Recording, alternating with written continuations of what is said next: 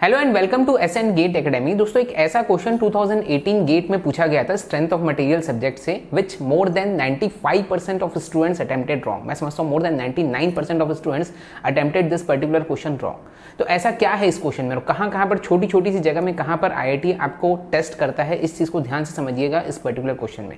तो क्या वो क्वेश्चन है आइए देखते हैं। बोल रहा है a solid circular beam with a radius of 0.25 metre and a length of 2 metre is subjected to a twisting moment of 20 kilo newton metre. We are having a solid circular beam जिसमें twisting moment हम लगा रहे हैं कितना, 20 kilo newton metre का। About the z axis at the free end which is the only load acting as shown in figure, the stress component tau xy at point m. Okay, stress component tau xy at point m in the cross section of the beam at a distance 1 meter from the fixed end is। मतलब यहाँ पर 1 metre distance पे एक point हमको दे दिया है m, यहाँ पर हमको टाउ xy की वैल्यू निकालनी है, मतलब शेयर स्ट्रेस की यहाँ पर हमको वैल्यू निकालनी है। ओके, क्वेश्चन सिंपल सा दिख रहा है। क्या करना है, एक ट्विस्टिंग मोमेंट हमने लगाया इसमें twisting moment 20 kilo newton metre का और एक पॉइंट दे दिया है at a distance of 1 metre from fix end, और यहाँ पर हमको शेयर स्ट्रेस की टाउ एक्स वाई की वैल्यू हमको निकालना है। एक्स वाई जेड का जो डायरेक्शन है वो यहाँ पर दे दिया है, ठीक है। तो ऑब्वियसली जो नॉर्मल सब लोग सॉल्व करते हैं, पहले मैं वो चीज़ बता देता हूँ नॉर्मली कैसे सॉल्व करते हैं हम इसको। इसमें हमको टाउ एक्स वाई की वैल्यू निकालना है। ऑब्वियसली ये पॉइंट अगर मैं एम, इस पॉइंट अगर एम को मैं आपको स्ट्रेस एलिमेंट बनाऊं तो ये किस तरह से बनेगा, यहाँ पर शेयर स्ट्रेस लगेगा and this shear stress is because of twisting moment, ठीक है। तो ये हमारा टाउ जो है, ये टाउ हमारा यहाँ पर लगता है और इस शेयर स्ट्रेस की हमको वैल्यू निकालनी है, ओके, जो कि हम निकाल सकते हैं, which is how much 16t/πd³। Yes, यही होता है फॉर्मूला, ठीक है। तो यहाँ पर हम वैल्यू रखते हैं इसको 16 into T is how much 20 kilo newton metre.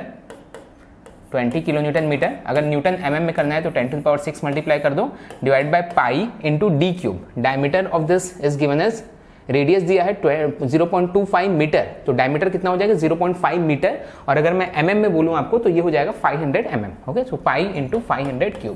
Yes, ठीक है। तो यहां से जब आप कैलकुलेट करते हैं you will get what 0.815 mega pascal. Now surprisingly ये हमको आंसर में मिल भी गया है। अगर ये चीज़ नहीं दिखती ऑप्शन में तो हम सोचते हैं कि भाई हमने कुछ गलत किया, लेकिन ये चीज़ हमको ऑप्शन में दिख गई और हमने इसको टिक कर दिया, और लेकिन ये जो क्वेश्चन है ये हमारा हो गया गलत।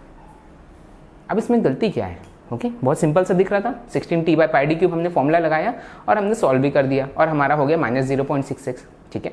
अब देखो इस गलती को बहुत ध्यान से समझो। इसमें क्या पूछा है हमको, टाउ एक्स वाई की वैल्यू निकालने बोला है, ओके।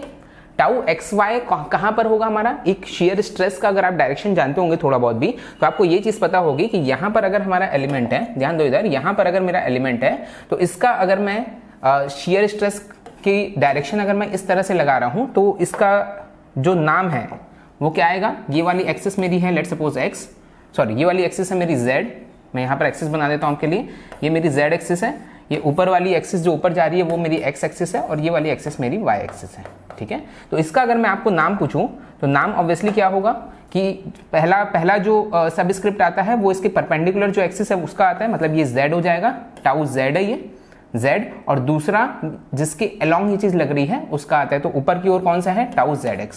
तो ये जो हमको शेयर स्ट्रेस मिल रहा है this is tau zx not tau xy, यही जो है इसका पंच है यहाँ पर, ओके। जो शेयर स्ट्रेस हमने निकाला है वो टाउ zx है, लेकिन हम उसको क्या समझे, टाउ xy। टाउ xy अगर मैं आपको बताऊं तो टाउ xy इसमें कहाँ पर एक्ट करेगा, ये मैं अगर आपको 3D में बताऊं यही चीज, ओके। तो एक 3D फिगर मैं आपको बना रहा हूं,